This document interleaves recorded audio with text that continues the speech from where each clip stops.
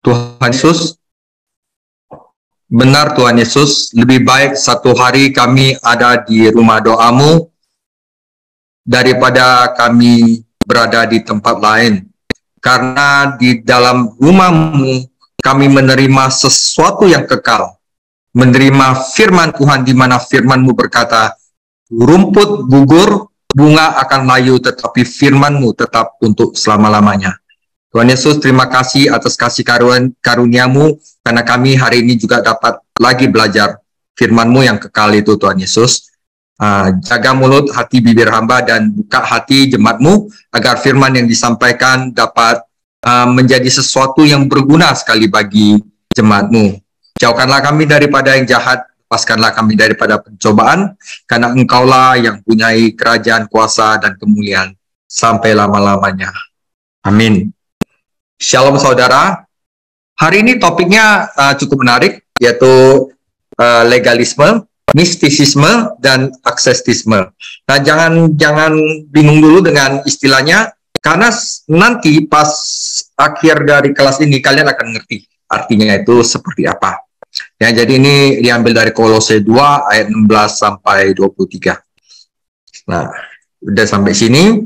Nanti mulai minggu depan kita akan mulai bagian yang praktis, kehidupan sehari-hari di mana manusia baru, hidup dalam komunitas, hidup dalam keluarga, dan bagaimana kita mengendalikan perkataan kita terakhir.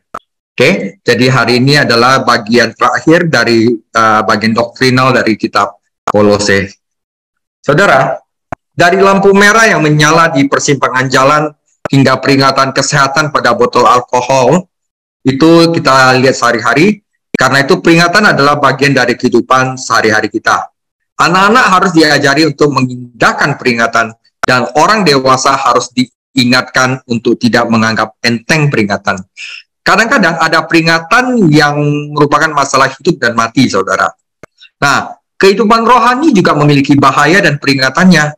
Musa memperingatkan bangsa Israel untuk berhati-hati agar tidak melupakan Tuhan begitu mereka menetap di tanah perjanjian. Dan Tuhan Yesus sendiri sering menggunakan kata waspada. Markus 12:38, dalam pengajarannya Yesus berkata, hati-hatilah terhadap ahli-ahli Taurat yang suka berjalan-jalan, memakai jubah panjang, dan suka menerima penghormatan di pasar. Matius 7:15, waspadalah terhadap nabi-nabi palsu yang datang kepadamu dengan menyamar seperti domba, tetapi sesungguhnya mereka adalah serigala yang buas. Nah, saudara, legalisme, mistisisme, dan aksesisme ini merupakan peringatan. Jadi perikop ini merupakan perikop tentang peringatan. Kata pembuka nanti di ayat 16, karena itu janganlah, itu penting. Ini menghubungkan pemikiran ini dengan pemikiran sebelumnya. Minggu lalu kita tutup bahwa Tuhan Yesus itu telah memenangkan kemerdekaan bagi kita yang begitu mulia di kayu salib. Sehingga orang Kristen, dasar kehidupan kekristenan kita seharusnya adalah identifikasi kita dengan kematian dan kebangkitan Tuhan Yesus. Nah, Paulus telah memperingatkan ajaran filsafat kosong dari guru-guru palsu gnostik sebelumnya. Dalam bagian suratnya ini, Paulus memberikan 3 peringatan atas ajaran-ajaran yang menyimpang dari Kristus untuk kita perhatikan. Legalisme, mistisisme, dan aksesisme. Nah, saya definisikan dulu apa itu legalisme. Legalisme adalah suatu ajaran, terutama bangsa Yahudi, bahwa dengan melakukan perbuatan dengan mematuhi hukum, dalam hal ini hukum Taurat, seorang memperoleh dan pantas mendapatkan keselamatan. Itu adalah legalisme. Kedua, mistisisme adalah kepercayaan bahwa seseorang dapat memiliki pengalaman langsung dengan dunia spiritual, sepenuhnya terpisah dari firman Tuhan dan Roh Kudus, didasarkan pada penglihatan atau penyembahan malaikat atau makhluk spiritual. Itu adalah mistisisme. Yang ketiga adalah aksesisme, adalah praktek penyangkalan diri yang ketat dan bahkan penyiksaan diri dengan tujuan untuk menjadi lebih rohani, lebih spiritual, biasanya karena alasan agama. Itu 3 adalah yang kita akan bahas hari ini. Nah, ini legalisme. Ini Petrus waktu tidur, lagi lapar, dia penuh dengan kuasa roh, Tuhan Yesus kasih karpet di sini, itu kayak Alibaba itu ada apa tuh? Karpet, benar. Nah, di sana dikasih makanan-makanan yang haram-haram, disuruh potong dan makan. Petrus bilang, saya tidak pernah makan makanan haram. Tuhan bilang, apa yang dinyatakan halal oleh Allah tidak boleh kau nyatakan haram. Jadi legalisme itu salah. Mistisisme itu bahwa anggapan seseorang dapat berhubungan dengan makhluk spiritual atau malaikat. Nah, ini ya, dan melihat penglihatan, tapi terlepas dari firman Tuhan. Aksesisme adalah ini orang bertapa, menyiksa diri, nggak makan sampai kering agar bisa menjadi spiritual. Nah, ini 3 adalah praktek yang salah yang bisa menyusup kepada kehidupan Kristen bahkan hari ini, saudara. Jadi kita perlu waspada untuk hal ini. Nah, saya akan baca firman-Nya dulu. Kolose 2 ayat 16 sampai 13. Yang pertama adalah legalisme. Karena itu, janganlah kamu biarkan orang menghukum kamu mengenai makanan dan minuman, atau mengenai hari raya, kalender, bulan baru, ataupun hari Sabat. Semuanya ini hanyalah bayangan yang apa yang harus akan datang, sedang wujudnya ialah Kristus. Semua itu sudah digenapi oleh Yesus Kristus. Apa yang ditulis di hukum Perjanjian Lama adalah rupanya Kristus. Yang kedua adalah mistisisme. Janganlah kamu biarkan kemenanganmu digagalkan oleh orang yang pura-pura merendahkan diri dan beribadah kepada malaikat, serta berkanjang pada penglihatan-penglihatan dan tanpa alasan membesar-besarkan diri oleh pikirannya yang duniawi, sedang ia tidak berpegang teguh kepada kepala, yaitu Yesus Kristus, dari mana seluruh tubuh yang ditunjang dan diikat oleh urat-urat dan sendi-sendi menerima pertumbuhan ilahinya, menerima nutrisinya untuk bertumbuh, saudara. Nah, yang ketiga adalah askesisme. Apabila kamu telah mati bersama-sama dengan Kristus dan bebas dari roh-roh dunia, mengapakah kamu masih menaklukkan diri pada rupa-rupa peraturan seolah-olah kamu masih di dunia ini? Jangan jamah ini, jangan kecap ini, jangan sentuh ini. Semuanya itu hanya mengenai barang yang binasa oleh pemakaian dan hanya menurut perintah-perintah dan ajaran-ajaran manusia. Peraturan-peraturan ini, walaupun nampaknya penuh hikmat dengan ibadah buatan sendiri, seperti merendahkan diri, menyiksa diri, tidak ada gunanya selain untuk memuaskan hidup duniawi. Demikian firman Tuhan. Saya akan mulai legalisme. Jangan ada yang menghakimi Anda mengenai makanan minuman, hari raya, bulan baru, hari Sabat. Semuanya ini hanyalah bayangan. Ini semuanya bayangan yang harus datang. Wujud realitasnya adalah Kristus. Saudara, peringatan ini menyingkapkan bahaya legalisme para guru Gnostik Yahudi di Kolose. Doktrin mereka adalah campuran aneh, mistisisme timur, legalisme Yahudi, dan segelintir filsafat dan ajaran Kristen. Rupanya, legalisme Yahudi memainkan peran yang sangat penting.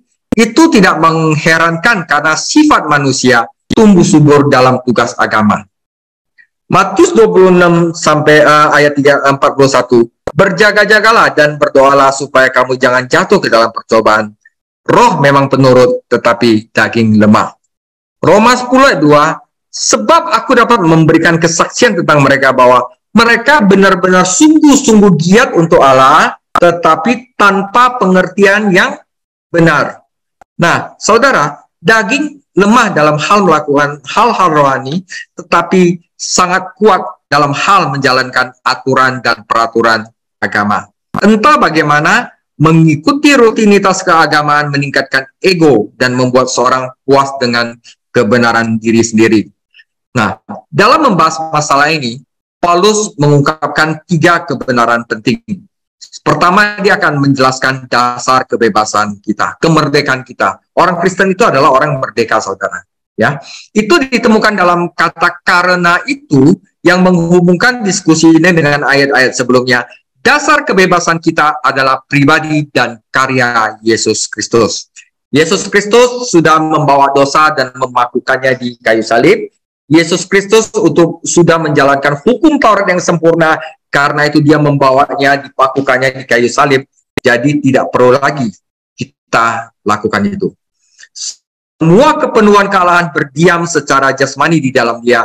Di kayu salib, dia telah membatalkan hutang dosa di Roma 6, dan membatalkan kuasa hukum yang akan mematikan kita di Roma 7.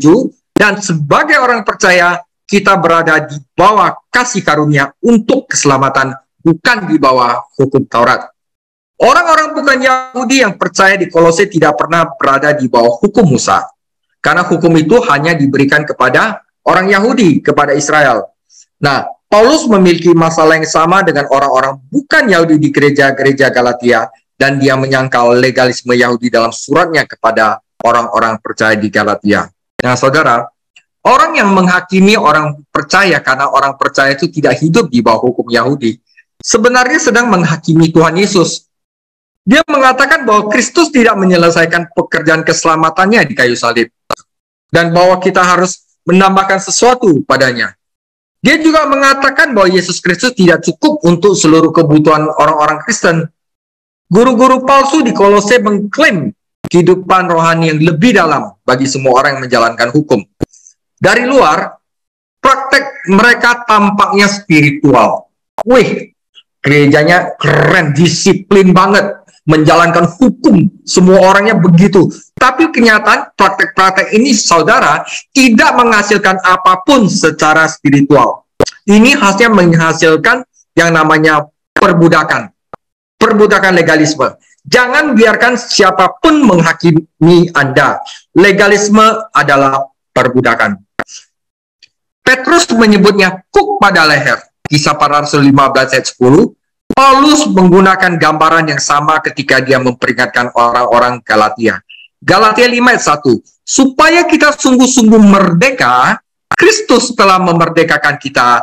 Karena itu, saudara-saudaraku, berdirilah teguh dan jangan mau lagi dikenakan kuk perhambaan. Nah, saudara, di sini peraturan-peraturan legalistik ini ada hubungan dengan makanan dan minuman, hari raya, hari Sabat, dan sunat sebenarnya ya. Nah, peraturan-peraturan legalistik ini ada hubungan dengan makanan dan pantangan. Jadi saudara, di bawah sistem perjanjian lama, makanan tertentu diklasifikasikan sebagai ada yang bersih, ada yang najis. Kita lihat Imamat 11. Tetapi Yesus menjelaskan bahwa dengan sendirinya, semua makanan adalah halal. Bahkan, saudara, makanan yang tanda kutip telah dipersembahkan kepada berhala, itu pun halal. Bukan itu yang menajiskan manusia. Apa yang keluar dari hatilah yang membuat seseorang menjadi rohani atau tidak rohani. Saya akan memberikan beberapa perikop dengan cepat. Petrus diingatkan tentang pelajaran ini lagi ketika dia berada di atap rumah di Yope, dan ketika dia ditegur di Antioquia oleh Paulus. 1 Korintus 8 ayat 8, saudara, makanan itu tidak ada hubungan dengan kerohanian seseorang. Makanan tidak membawa kita lebih dekat kepada Allah. Kita tidak rugi apa-apa kalau tidak kita makan, dan kita tidak untung apa-apa kalau kita makan. Jadi kalau misalnya ada satu prinsip yang diangkat Paulus ini adalah masalah yang berbeda. Jika seseorang merasa dirinya lebih sehat karena berpantang makanan tertentu, maka bolehlah ia berpantang dan merawat tubuhnya. Itu adalah konteks yang lain. Tetapi seseorang tidak boleh menghakimi orang lain atau saudara yang bisa memakan makanan itu. Karena seluruh makanan telah dideklar oleh Tuhan Yesus adalah halal. Dan juga tidak boleh menjadikan sebagai ukuran kehidupan spiritual seseorang. Roma 14 ayat 15 adalah perikop utama tentang hal ini. Oke, Kisah Para Rasul 10 ayat 10-16. Ketika Petrus merasa lapar dan ingin makan, tetapi sementara makanan disediakan, tiba-tiba rohnya diliputi kuasa ilahi. Tampak olehnya langit terbuka dan turunlah suatu benda berbentuk kain lebar yang bergantung pada keempat sudutnya yang diturunkan ke tanah. Di dalamnya terdapat berbagai jenis binatang berkaki 4 binatang menjalar, dan burung. Kedengarlah suara olehnya suatu suara yang keras. Bangunlah hai Petrus, sembelilah dan makanlah. Tetapi Petrus menjawab, tidak Tuhan, tidak. Sebab aku belum pernah makan sesuatu yang haram dan yang tidak tahir. Kedengaran pula untuk kedua kalinya suara yang berkata kepadanya, apa yang dinyatakan halal oleh Allah, tidak boleh engkau nyatakan haram. Hal ini terjadi sampai 3 kali dan sesudah itu terangkatlah benda itu ke langit. Ini adalah suatu konfirmasi buat Petrus. Hal yang kedua, Galatia 2 ayat 11. Tetapi waktu Kefas, waktu Petrus datang ke Antioquia, aku ini Paulus, berterus terang menentangnya sebab dia salah. Karena sebelum beberapa orang dari kalangan Yakobus datang, ia makan sehidangan dengan saudara-saudara yang tidak bersunat, tetapi setelah mereka datang, ia mengundurkan diri dan menjauhi mereka karena takut akan saudara-saudara yang bersunat. Dan orang-orang Yahudi yang lain pun turut berlaku munafik dengan dia, sehingga Barnabas sendiri turut terseret oleh kemunafikan mereka. Saudara, siapa Petrus? Petrus itu adalah murid pertama Tuhan Yesus. Petrus itu boleh dibilang kayak pausnya zaman dulu lah, PhD-nya, sekolah teologinya zaman dulu lah. Tetapi orang yang begini pun masih bisa salah. Murid pertama Tuhan Yesus pun masih bisa salah. Nah, ada 2 tragedi dari tindakan Paulus. Pertama itu membuatnya munafik. Petrus berpura-pura bahwa tindakannya dimotivasi oleh kesetiaan. Padahal tindakan itu benar-benar dimotivasi oleh rasa takut. Bahwa Petrus menyesatkan orang lain bersamanya, bahkan Barnabas pun terlibat. Barnabas telah menjadi salah satu pemimpin rohani gereja di Antioquia. Tetapi ketika Paulus mengkonfrontasi Petrus, Petrus mengakui kesalahannya. Itu bagusnya, ya. Nah, ini saya harus bahas juga tentang daging persembahan berhala. Boleh atau tidak boleh dimakan, saudara. Nah, 1 Korintus 8 ayat 4, tentang hal makin daging persembahan berhala, kita tahu tidak ada berhala di dunia dan tidak ada Allah lain daripada Allah yang Esa. Ya, oke? Jadi artinya apa? Makan aja saudara daging persembahan berhala. Karena sebenarnya orang yang sudah mengalami kebebasan di dalam Kristus, orang Kristen sejati, itu tahu bahwa sebenarnya tidak ada berhala, saudara. Jadi itu adalah makanan biasa.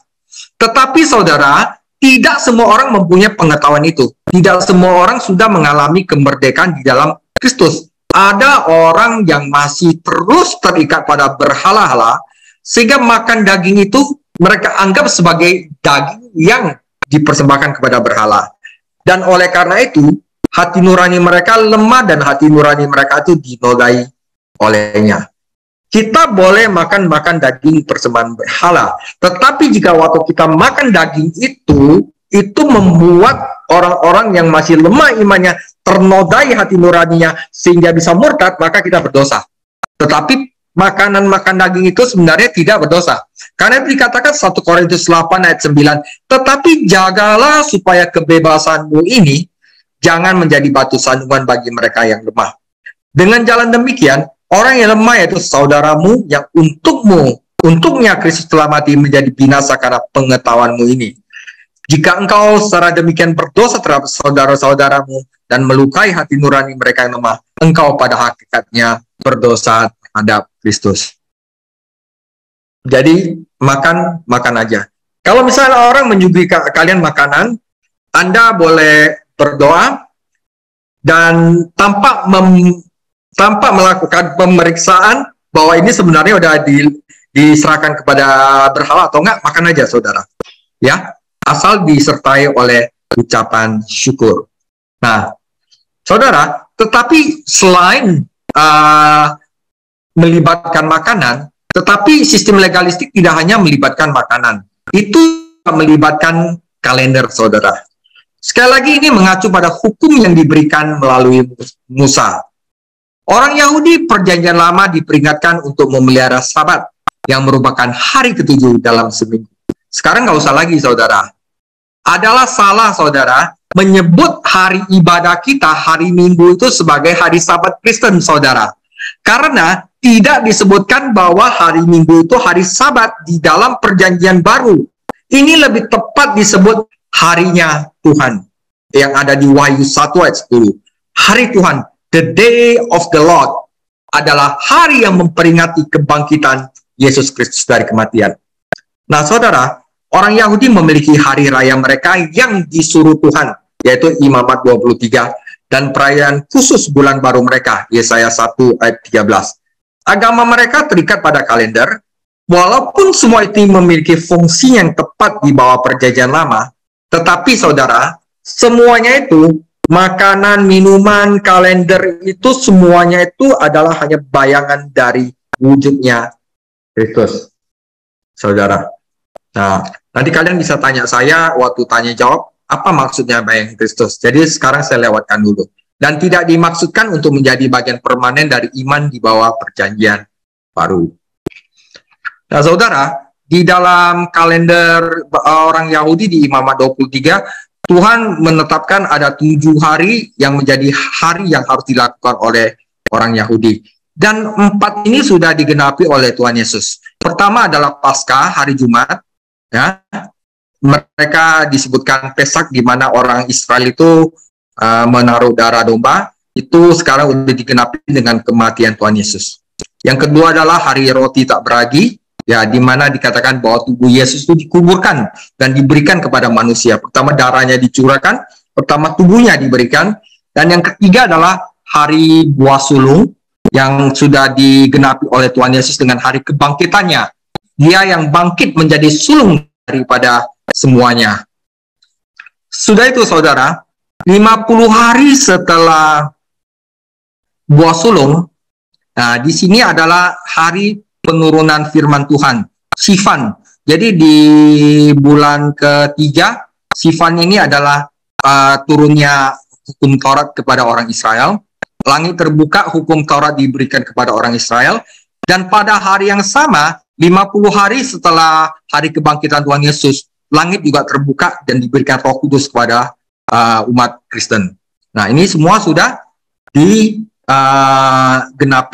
Nah, nanti harinya trompet, saudara, Festival of Trumpet, itu hari di mana Yesus Kristus datang kembali untuk menjemput gereja. Jadi gereja itu Tuhan Yesus turun dari surga. Nah, nanti gereja itu akan diubah. Orang-orang yang tidak beriman itu akan dihabisin dulu, seperti pada zaman Nuh. Orang-orang yang itu dihabisin oleh air bah, tapi ini orang-orang ini akan dibawa kepada penghakiman. Tetapi gereja itu akan diubah menjadi tubuh kemuliaan, menyongsong Tuhan di awan-awan permai di tengah itu. Nah, itulah hari Festival Trompet, dan Festival Penebusan itu nanti akan digenapi pada saat Tuhan Yesus berurusan dengan orang Israel.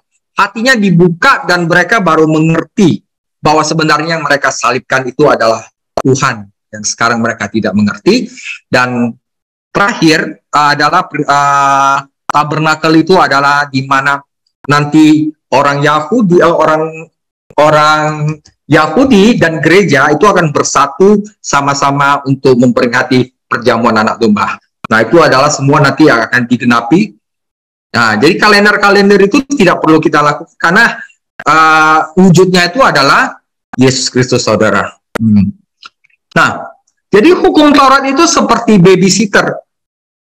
Babysitter yang membantu melatih dan mendisiplinkan Israel di masa kanak-kanak bangsa itu.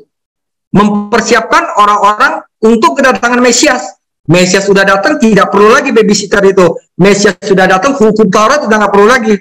Nah, sekarang Tuhan Yesus telah datang, babysitter tidak diperlukan lagi untuk melakukan fungsi yang sama.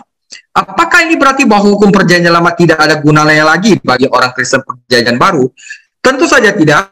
Hukum tetap menyatakan kekudusan Allah. Hukum Taurat itu menyatakan bahwa Allah itu kudus. Dan dalam hukum itu, Yesus Kristus dapat dilihat. Jadi kita tahu bahwa hukum itu baik jika seorang menggunakannya dengan benar. Hukum berfungsi untuk mengungkapkan dosa. Kalau hukum nggak mengatakan jangan berzina, kita merasa nggak berzina sekarang bukan dosa. Kenapa kita tahu berzina dosa? Karena hukum menulis bahwa berzina itu dosa. Dan memperingatkan konsekuensi dosa. Tetapi Hukum Taurat tidak memiliki kuasa untuk mematikan dosa atau menebus orang berdosa. Hanya kasih karunia oleh Yesus Kristus yang bisa melakukan. Nah, saudara. Nah, apa berkat kasih karunia? Hukum hanyalah bayangan, tetapi di dalam Kristus kita memiliki realitas, substansi. Jadi ada binatang haram, binatang tidak haram itu menunjukkan nantinya ada orang-orang yang di dalam Kristus yang dilambangkan dengan binatang yang bersih, dan binatang yang haram itu adalah orang-orang yang tidak di dalam Kristus. Itu dipisahkan. Nah, setelah Kristus datang, kita memiliki realitasnya. Jadi itu tidak perlu lagi. Mengapa kembali ke bayangan ketika kita memiliki realitas di dalam Yesus Kristus? Ini seperti mencoba memeluk bayangan ketika kenyataan sudah ada. Jadi saudara, orang-orang yang secara religius menjalankan pantangan khusus atau hari-hari memberikan kemiripan lahiriah yang sebenarnya realitasnya adalah spiritualitas. Tetapi praktek-praktek ini tidak dapat mengubah hati manusia. Legalisme adalah hal yang disukai karena manusia dapat mengukur kehidupan spiritual mereka dan menyombongkannya. Tapi hal ini mereka sebenarnya sangat jauh sekali sampai kepada Kristus. Efesus 4:13, sampai kita semua telah mencapai kesatuan iman dan pengetahuan yang benar tentang anak Allah, kedewasaan penuh dan tingkat pertumbuhan yang sesuai dengan kepenuhan Kristus, saudara. Nah, itu adalah legalisme. Yang kedua adalah mistisisme. Janganlah kamu biarkan kemenanganmu digagalkan oleh orang-orang yang berpura-pura merendahkan diri dan beribadah kepada malaikat serta berkanjang pada penglihatan-penglihatan dan tanpa alasan membesar-besarkan diri oleh pikirannya yang duniawi, sedangkan ia tidak berpegang teguh kepada kepala, dari mana seluruh tubuh Kristus yang ditunjang dan diikat menjadi satu oleh urat-urat dan sendi-sendi menerima pertumbuhan ilahinya. Nah, jangan sampai kemenanganmu digagalkan. Ini adalah peringatan tentang mistisisme. Jadi kata yang diterjemahkan digagalkan dalam berarti itu dinyatakan tidak layak menerima hadiah. Ini adalah istilah atletik. Apa artinya digagalkan? Wasit mendiskualifikasi kontestan karena dia tidak mematuhi aturan. Kontestan tidak berhenti menjadi warga negara, tetapi dia kehilangan kehormatan untuk memenangkan hadiah. Seorang Kristen yang gagal mematuhi Tuhan Yesus dalam hal ini, mungkin orang Kristen yang sejati tidak kehilangan keselamatan, tetapi dia kehilangan perkenanan Tuhan dan upah yang dijanjikan kepada mereka yang setia sampai akhir. Ini adalah tindakan kasih karunia Allah bahwa dia telah menjanjikan hadiah bagi mereka yang melayani dia. Tentu saja dia tidak berhutang apapun kepada kita. Kita seharusnya sangat bersyukur bahwa dia telah menyelamatkan kita dari penghakiman sehingga kita selainnya harus melayani dia, terlepas dari apakah kita menerima upah atau tidak.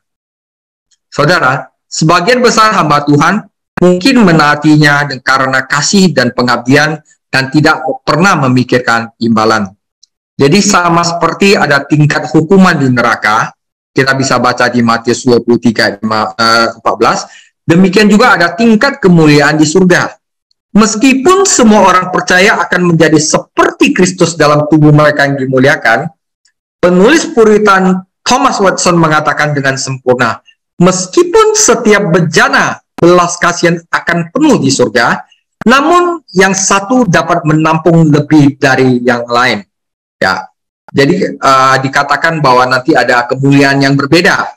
Ada yang jadi soko guru, ada yang hanya saya kurang tahu di surga. Tapi yang pasti Tuhan Yesus menjanjikan mahkota yang berbeda kepada orang yang melakukan sesuatu di dunia yang berbeda gitu. Maka ada bahaya bahwa hidup kita hari ini akan merampas mahkota dan kemuliaan kita kelak. Bahaya yang Paulus pikirkan di sini adalah mistisisme timur, kepercayaan bahwa seseorang dapat memiliki pengalaman langsung dengan dunia spiritual sepenuhnya yang tidak berdasarkan firman Tuhan atau Roh Kudus.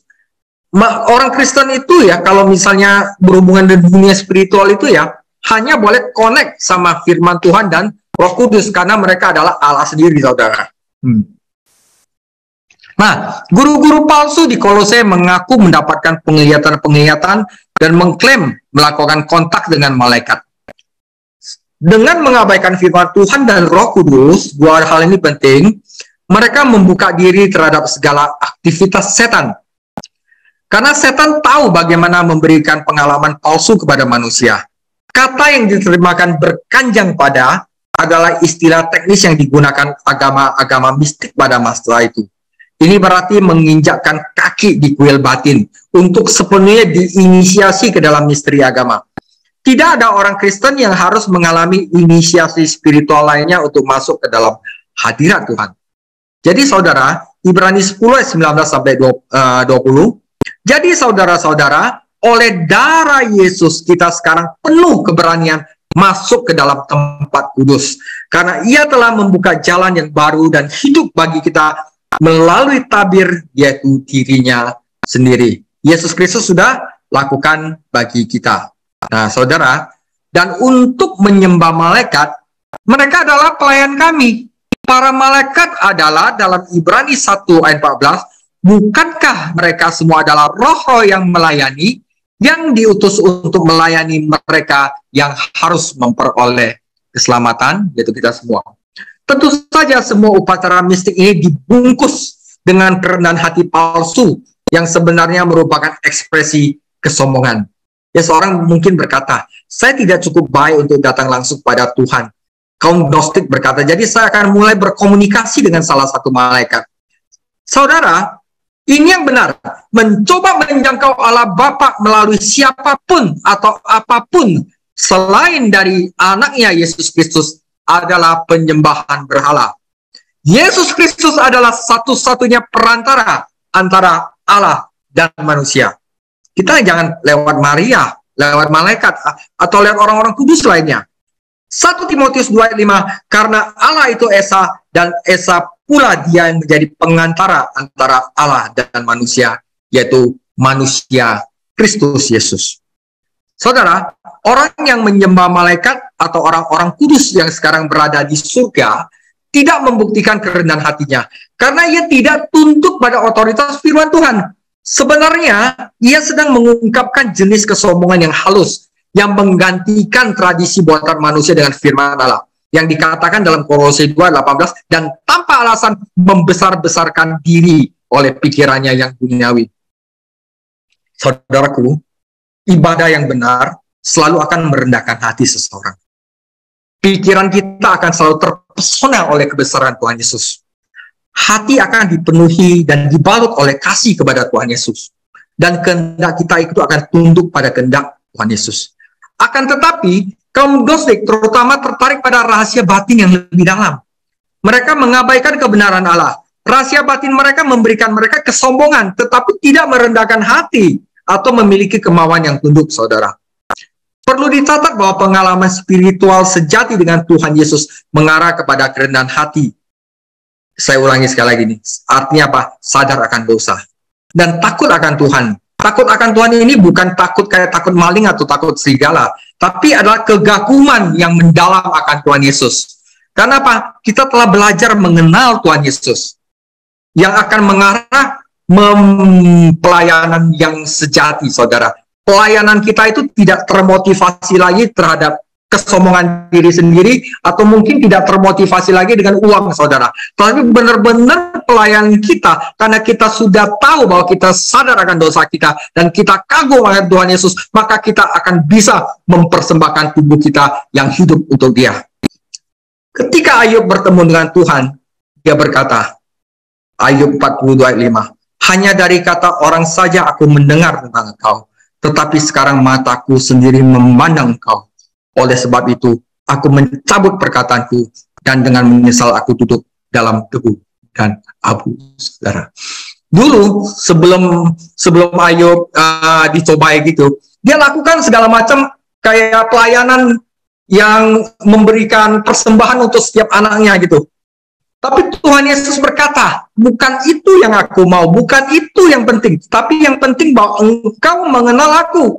Dan setelah melewati beberapa penderitaan dan sekolah teologi oleh 3 temannya itu, Ayub akhirnya mengenal Tuhan Yesus. Dan dia kata, sekarang aku sendiri memandang engkau. Nah, dia mengalami sesuatu yang lebih baik daripada sebelumnya saat dia orang kaya. Dan pada akhirnya, kekayaannya ditambahkan 2 kali lipat oleh Tuhan. Nah, Rasul Petrus tersungkur di hadapan Tuhan dan berkata, pergilah padaku, karena aku ini masih manusia berdosa ya Tuhan. Yesaya melihat Tuhan waktu tahtanya menjulang dari langit sampai ke jubahnya ke bumi. Dia langsung sadar akan dosanya dan mengakui kekaguman dari Allah. Ya, Yesaya 6. Dan ketika Yohanes melihat Kristus yang bangkit, dia tersungkur di kakinya seperti orang mati. Wahyu 1 ayat 17. Itu yang harusnya pengalaman spiritual kita adalah seperti itu, saudara. Ya, pelayanan yang sejati akan menghampiri Tuhan.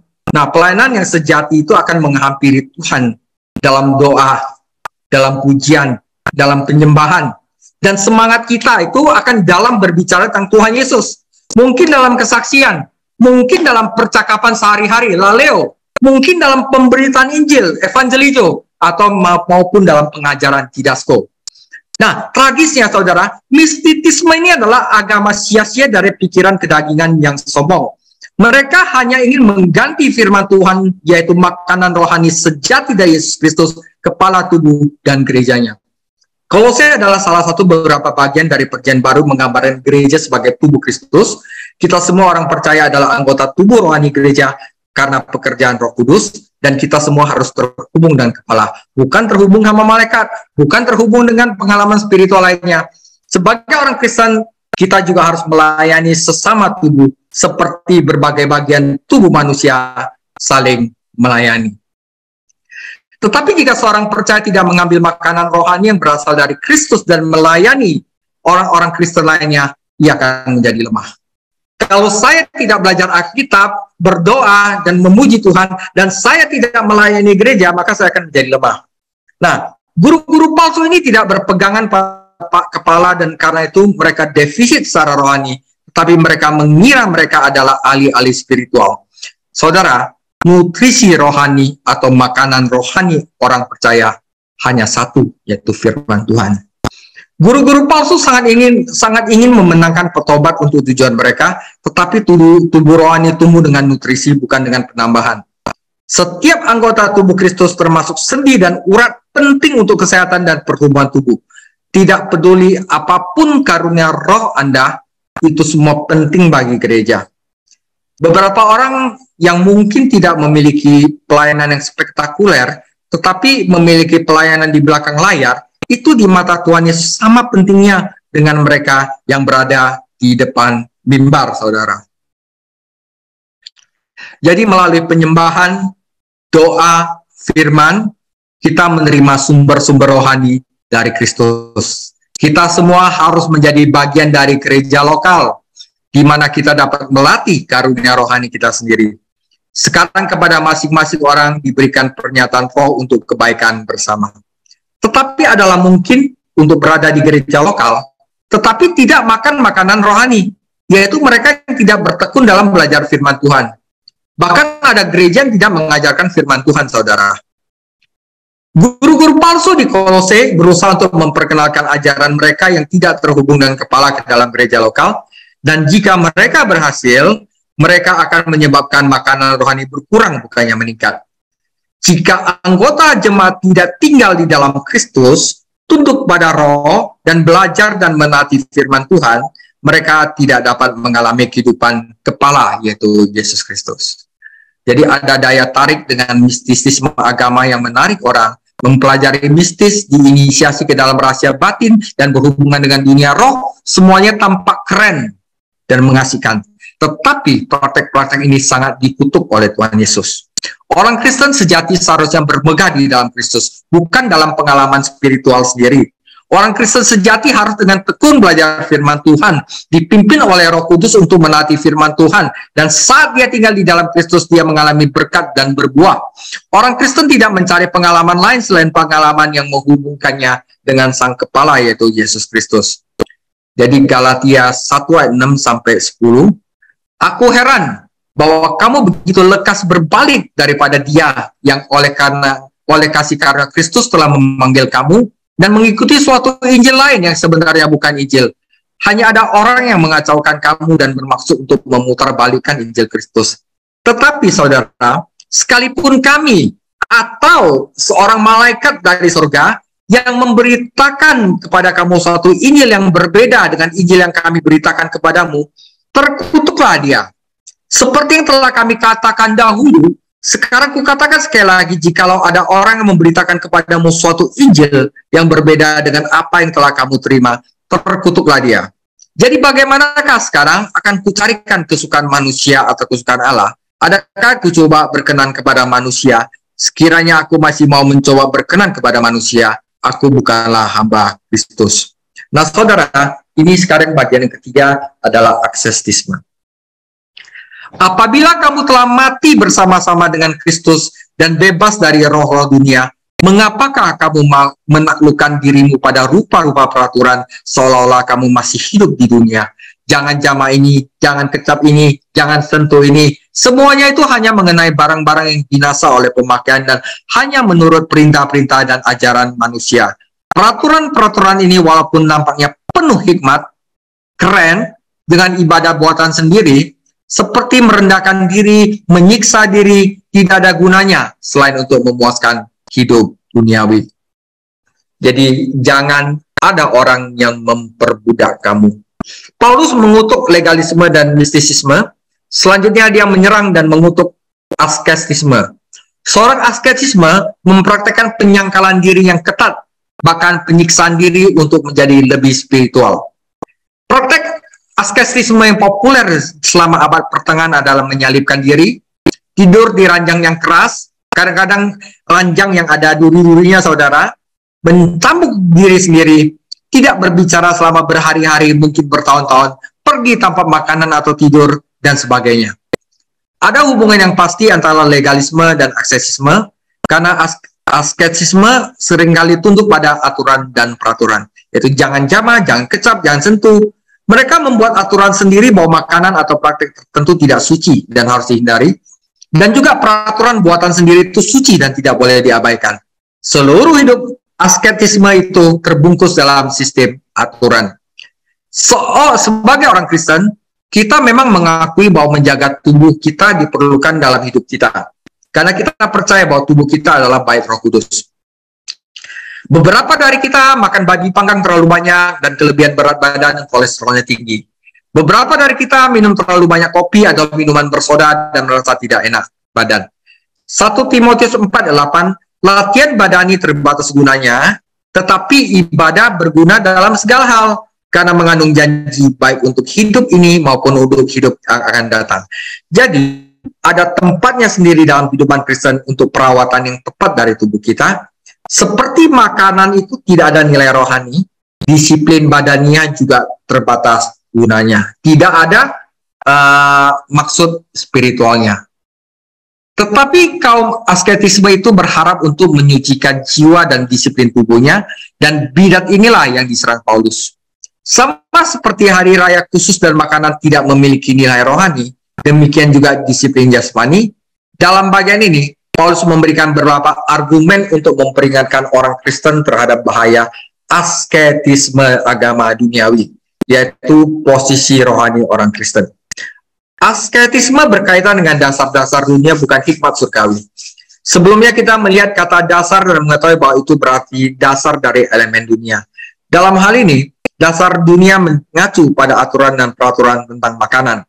Sebagai orang Kristen, kita mati terhadap semua ini. Karena apa? Karena persatuan kita dengan Yesus Kristus dalam kematian, penguburan, dan kebangkitan. Meskipun kita berada di dunia secara fisik, kita bukan dari dunia secara rohani. Kita itu telah dipindahkan dalam kerajaan Allah, dan karena itu kita mengatur hidup kita bukan dengan aturan manusia. Ini bukan menunjukkan bahwa orang Kristen itu tidak memiliki aturan. Ada orang Kristen juga suka berkata gini, dan sebenarnya tidak boleh berkata, tidak rohani bagiku untuk mematuhi peraturan. Nah, orang-orang Kristen harus selalu menghormati otoritas orang-orang yang di atas mereka. Jadi kalau misalnya ada sesuatu yang tidak sependapat dengan mereka, dia seharusnya diam saja tanpa menghakimi atau menghina. Roma 14 ayat 1, terimalah orang lemah imannya tanpa mempercakapkan pendapatnya. Paulus tidak menasihatin kita untuk menjadi pemberontak, tetapi dia memperingatkan kita untuk tidak berpikir bahwa kita akan menjadi rohani karena kita mematuhi aturan dan peraturan tertentu yang berkaitan dengan tubuh saudara. Nah, kesia-siaan aturan askestisme. Pertama-tama, aturan ini tidak datang dari Tuhan. Mereka adalah aturan dari manusia yang sepertinya penuh hikmat. 1 Timotius 4 ayat 4, karena semua yang diciptakan Allah itu baik dan suatu pun tidak ada yang haram jika diterima dengan ucapan syukur. Tetapi perintah dan ajaran dari guru-guru palsu menggantikan ini. Firman Allah ini ilhami. Mereka terkadang sering memaksakan peraturan yang mereka berikan ke dalam kehidupan sehari-hari yang praktis. Markus 7 ayat 18, maka jawabnya, Tuhan Yesus berkata, apakah kamu juga tidak dapat memahaminya? Tidak tahukah kamu bahwa segala sesuatu yang dari luar yang masuk ke dalam seseorang tidak dapat menajiskannya? Karena bukan masuk ke dalam hati, tetapi ke dalam perutnya, lalu itu dibuang di jamban. Dengan demikian, ia menyatakan semua makanan halal. Jadi jangan ada orang yang menghakimi kamu. Nggak boleh makan ini, nggak boleh makan itu, gitu. Ya, dia mau diet itu terserah mereka. Ya, tapi dia tidak boleh mengatur orang lain. Orang yang menolak makanan tertentu karena akan menajiskannya tidak mengerti apa yang Yesus atau Paulus ajarkan. Roma 14:14, aku tahu dan yakin dalam Tuhan Yesus bahwa tidak ada sesuatu yang najis dari dirinya sendiri. Banyak dari kita yang cepat mengkritik para biksu kuno, mistis timur, dan orang Hindu, tetapi kita gagal melihat kesalahan yang sama di gereja kita sendiri. Tidak ada hubungan antara disiplin fisik dan kekudusan. Jika kita dengan sengaja menghindari makanan dan minuman agar tidak menyakiti orang Kristen yang lebih lemah, itu satu hal, itu baik. Karena menjadi batu sandungan saudara kita. Tetapi kita tidak boleh mengatakan bahwa aturan makanan kita membuat kita menjadi lebih rohani daripada saudara yang lain yang makan itu dan mengucap syukur kepada Tuhan. Apalagi kalau kita memaksakan aturan makanan kita kepada saudara kita. Roma 14 ayat 3 sampai 5. Ini semuanya. Siapa yang makan, janganlah menghina orang yang tidak makan. Dan siapa yang tidak makan, janganlah menghakimi orang yang makan. Sebab Allah telah menerima orang itu. Siapakah kamu sehingga kamu menghakimi hamba orang lain? Entahkah ia berdiri, entahkah ia jatuh, itu urusan tuannya sendiri. Tetapi ia akan tetap berdiri karena Tuhan berkuasa menjaga dia terus berdiri. Roma 14 ayat 15, sebab jika engkau menyakiti hati saudaramu oleh karena sesuatu yang engkau makan, maka engkau tidak hidup lagi menurut tuntunan kasih. Janganlah engkau membinasakan saudaramu oleh karena makananmu, karena Kristus telah mati untuk dia.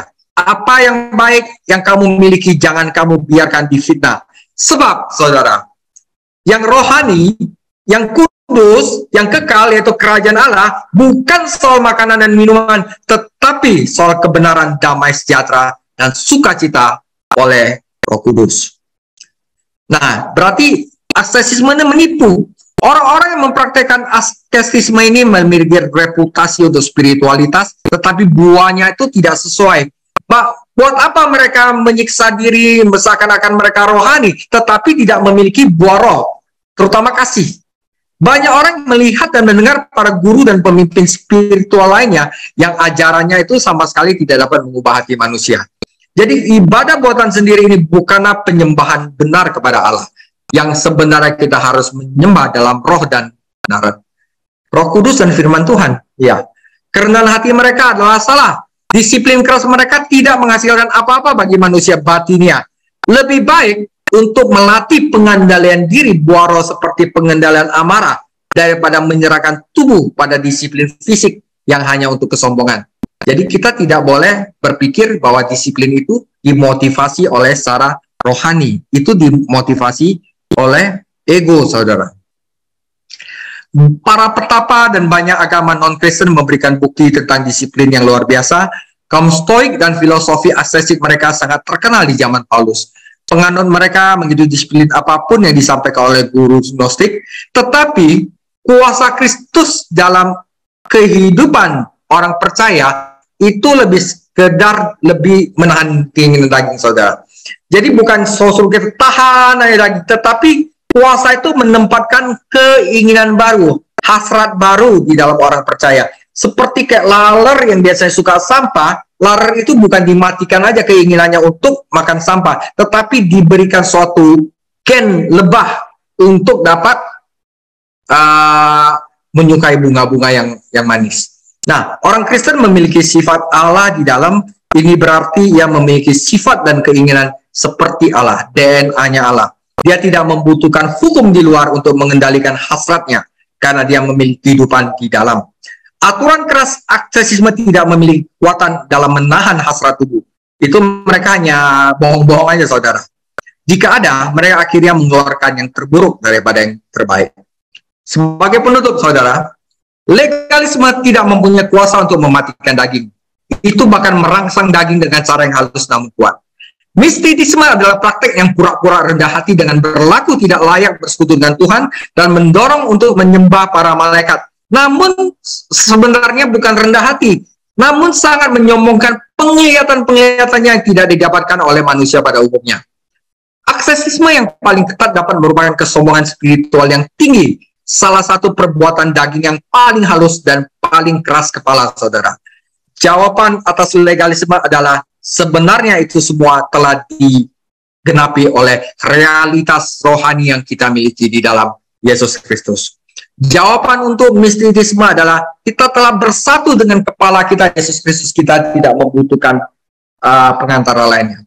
Jawaban atas asketisme adalah posisi kita di dalam Kristus, di mana kematian, penguburan, dan kebangkitannya kita turut bersama-sama mati, dikuburkan, dan bangkit bersama Dia. Karena itu kita tidak perlu lagi untuk menyakiti diri sendiri, saudara. Nah, saudaraku, yang benar adalah gini, saudara. Identifikasi kita dengan Tuhan Yesus baik dalam kematian dan kebangkitannya harus menjadi dasar bagi kehidupan Kristen kita. Mati bagi dosa kita, hidup untuk Kristus. Nah, itu. Jadi saat kita bersekutu dengan Yesus Kristus melalui firman, penyembahan, doa, dan saat kita menyerah pada Roh Kudus yang diam di dalam kita, kita menerima semua nutrisi dan kekuatan lengkap yang kita butuhkan untuk kehidupan rohani kita. Nah, dalam persekutuan kita dengan orang-orang percaya lainnya, orang-orang gereja, kita harus turut berkontribusi secara rohani. Kita diberi karunia roh, kita berkontribusi secara rohani untuk pertumbuhan gereja dan anggota tubuh lainnya. Dan hal ini juga akan membantu kita secara rohani. Akhir kata, saudara, Kolose 2:6, kamu telah menerima Kristus Yesus Tuhan kita, karena itu hendaklah hidupmu tetap di dalam Dia. Hendaklah kamu berakar di dalam Dia dan dibangun di atas Dia. Hendaklah kamu bertambah teguh dalam iman yang telah diajarkan kepadamu, dan hendaknya hatimu berlimpah dengan syukur. Demikian sharing saya hari ini. Minggu depan kita mulai bagian praktikal, yaitu bagaimana menjadi manusia baru di dalam Yesus Kristus. Tuhan Yesus memberkati. Mari kita sembah Tuhan yang mulia, Tuhan yang hidup, Tuhan yang ajaib. Haleluya. Kasih karunia melimpah-limpah dalam hidup kami. Kasih-Mu tak berkesudahan. Kami hidup karena anugerah-Mu. Kami hidup karena cinta-Mu. Terima kasih Tuhan. Haleluya.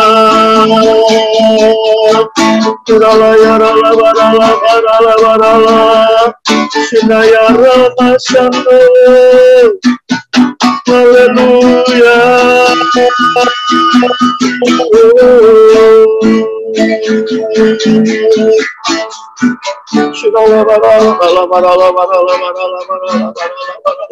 Bapak terima kasih. Roh Kudus terima kasih. Terima kasih buat pelajaran malam hari ini. Kami mengerti bahwa pengorbanan Tuhan Yesus di atas kayu salib sudah selesai, sudah genap. Terima kasih, terima kasih, terima kasih, terima kasih, terima kasih. Kami enggak hidup di bawah kutub, kami enggak hidup di bawah peraturan, tetapi kami hidup di dalam kasih karunia Tuhan. Terima kasih Tuhan, terima kasih, terima kasih, terima kasih. Dan malam hari ini Tuhan, berkat-Mu turun atas setiap kami, melawat setiap kami, menjamah setiap kami, memenuhi setiap kami. Jamah, jamah, jamah, jamah, jamah. Biar pengetahuan kami tentang Tuhan semakin ditambah-tambahkan, semakin bertambah-tambah. Ora pataka ya rala pasana ya rala barala barala. Shirala pataka ya rala barala barala barala.